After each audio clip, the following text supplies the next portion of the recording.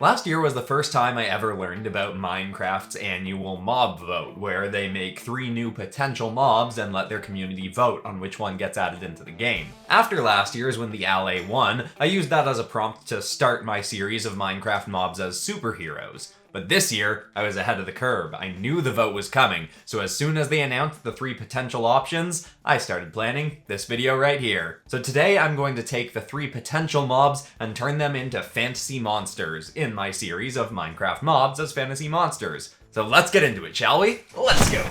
Hit like if you want, subscribe if you feel like, but either way, enjoy the show.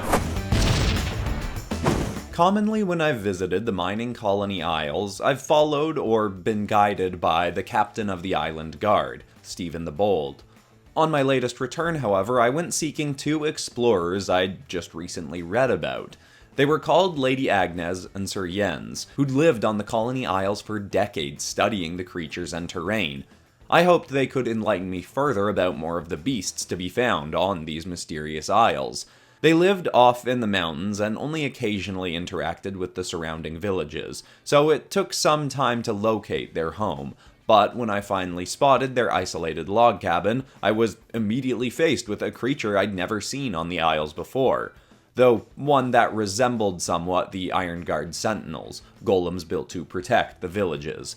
The stone golem that I saw here was much smaller, standing at roughly 5 feet tall. It wore a red and yellow skirt and held out before it a red scarf, above which was floating a top hat. Admittedly, I would have believed it to be some form of statue if its head hadn't turned briefly in my direction upon my arrival before settling back into a resting state. Upon meeting Agnes and Jens and telling them of my reason for visiting, I noticed that they had many more of these golems, holding forth various household items and articles of clothing. They informed me that these were household tote golems. They used to be more common on the Isles, and many homes would have them to simply hold or carry items around for their masters, but the combination of spells and forging materials to create them had been lost some time ago. The ones in and around their cabin were ones they'd found over the years, exploring abandoned homes of the Isles. Jens and Agnes were in the process of trying to recover or rediscover the formula. Thus far, all they'd found was that the creatures were carved from tuff, a form of rock made from condensed volcanic ash. Beyond that, they hadn't yet had much luck. Still, they seemed confident that they could once more make them a common part of life on the Isles, and their optimism had me fairly convinced.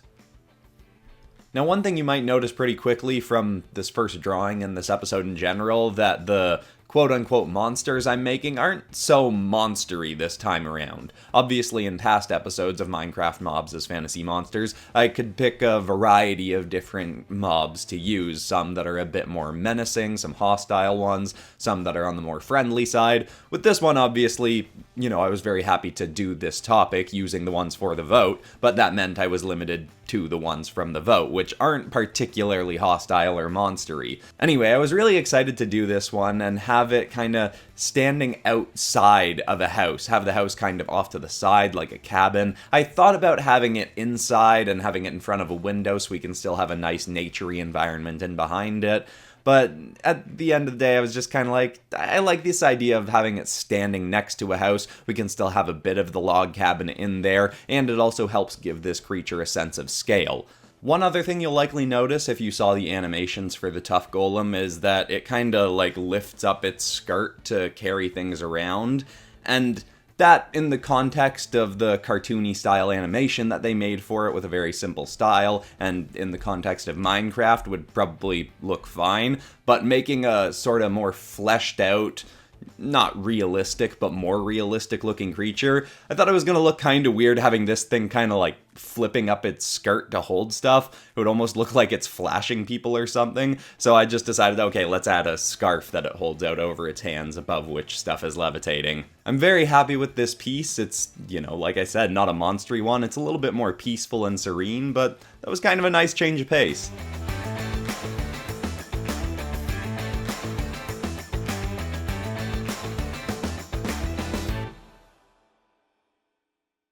After having tea and exchanging some tales of our research and adventures, Lady Agnes and Sir Jens informed me of another creature that once roamed these lands in abundance. It was a species long thought to be extinct, but around 3 years ago, they'd found a preserved egg of one of these creatures at the bottom of a lake and managed to help it hatch. They brought me farther up the mountain to where the creature now roamed. It appeared to me somewhat like a blend of a wild boar and a dragon turtle, though more calm and peaceful than either of those specific beasts. From feet to the peak of its shell, it stood roughly 7 feet tall, though they claimed it was likely to reach 12 feet when fully grown. They called it the sniffing terraria pin. It was a peaceful beast that wandered the hills smelling for seeds, then digging them up and moving them to another location where it believed the plants more likely to thrive as they grew. The creatures essentially acted like gardeners for the whole of the Isles, and when they weren't working to help the forests and foliage flourish, they were simply smelling the flowers or napping in the warm daylight sun. The creature certainly looked as though it could have been dangerous if its instincts drove it to be so, but more likely I imagined if threatened, the creature would simply tuck itself into its moss-coated shell to stay safe. Agnes informed me that they were eagerly searching for more eggs, hoping to revitalize this species and once more establish them as a mainstay of the Isles, though only time would tell if this would be possible. I certainly hoped for their success. Now, the Sniffer is my personal favorite of the 3 mob options, though I am a fan of all 3 of them and would be happy with any of them winning, but this was the drawing I did first because, as I said, it's my favorite, but also the fact that it's the one that I felt like I could lean into being the most monstrous. But even with that in mind, as I started drawing it, I was thinking about making it a little bit more menacing looking, but it just didn't really feel right. Once I gave it the droopy eyes and a little bit of a grin, I was like, you know what, I can make this a bit more of a peaceful creature. I had genuinely thought about making all 3 of these into more monstrous and horrifying creatures, but I was just like, you know what, let's lean into the peaceful side of this a little bit.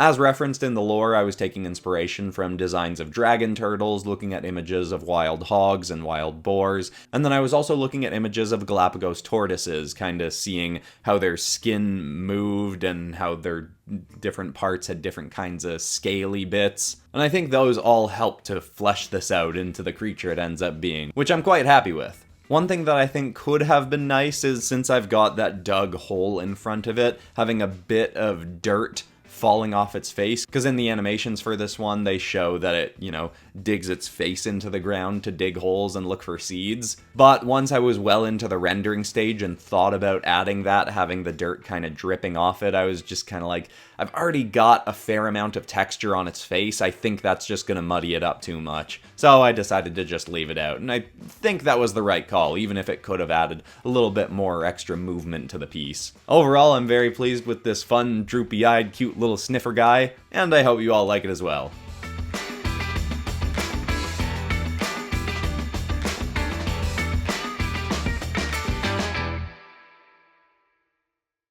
Quick little interruption to say that all 3 of the drawings from today's episode will be added as posters to the PopCross Studios Teespring store. I've got lots of other posters on there, as well as a whole bunch of ink bundles if you want to color some of my work. Even got some t-shirts, the odd sticker. It'll be linked in the description and in the little bar beneath this video. Go poking around if, you feel like it.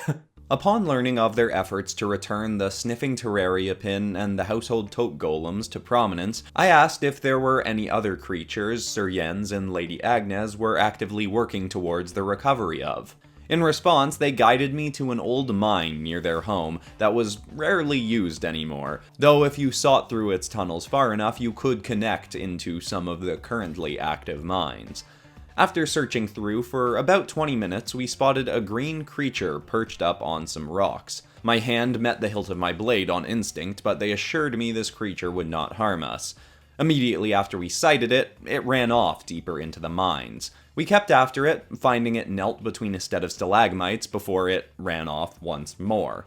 They claimed this was perfectly normal behavior, and we kept after it. Finally, we found the creature clinging from a stalactite above, but this time it dropped down and approached us.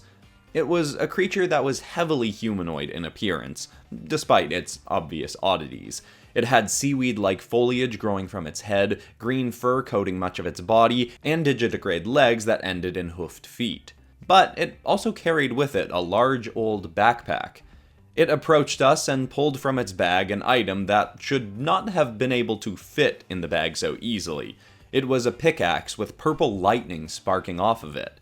Agnes and Jens told me I could take it, that it was a gift. They told me this creature was the Rascalian Mountain Gifter. It was a being they discovered, searching through these caves, that they were still uncertain if it had been part of a full species at some point, or if it was a unique mystical individual. Anytime they had sought after it and found the creature 3 times in a row, it would then pull an enchanted item from its bag and grant it to them.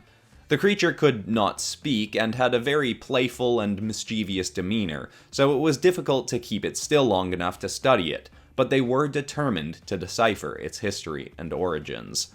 The 3 creatures I saw on this journey to the Isles were currently the main focus of Lady Agnes and Sir Jens's time, but they extended a warm, open-ended invitation for me to return any time to see what new discoveries they'd made and what new creatures or regions they'd turn to studying next.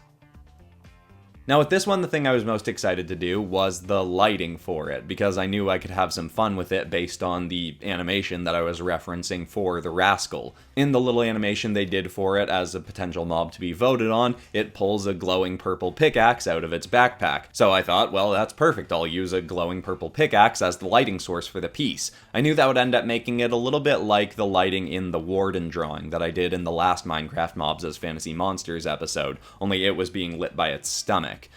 I think the lighting worked out a little bit better in the Warden drawing than in this one, or not necessarily better, it was just a little bit more interesting. I feel like I gave this one a little bit too much ambient light, which I think I put in to make sure this creature, wasn't too coated in shadow and hidden away, especially because it's not supposed to be a more menacing kind of one.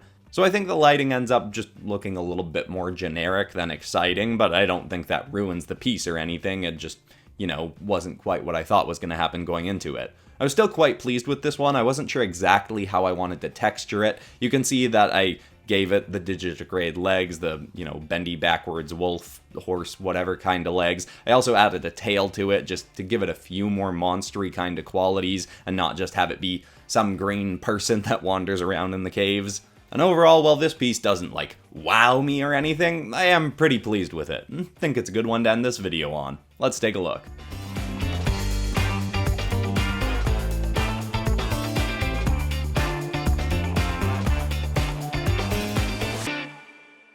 Quick heads up that tomorrow, Saturday, October 15th at 8 p.m. Eastern Standard Time, I'm going to be doing a live Discord event with some of the mods of the PopCross community. We'll be chatting and doing some Q&A questions, and if you want to participate, you can join the Discord linked in the description. Maybe I'll see you there. Oh, this was a pretty fun excuse to dip back into the Minecraft Mobs as Fantasy Monsters series, which honestly I wasn't sure was going to get a 4th episode, but, now I'm thinking, hey, maybe even a 5th episode? Give me some suggestions in the comments of other mobs you'd like to see turned into monsters, maybe even ones from the previous votes that lost the vote. And of course, if you're new to the channel and you like stuff like this, I'd recommend checking out the previous episodes of Minecraft Mobs as Fantasy Monsters, got 3 of those, or I've also got 3 episodes of Minecraft Mobs as superheroes and supervillains.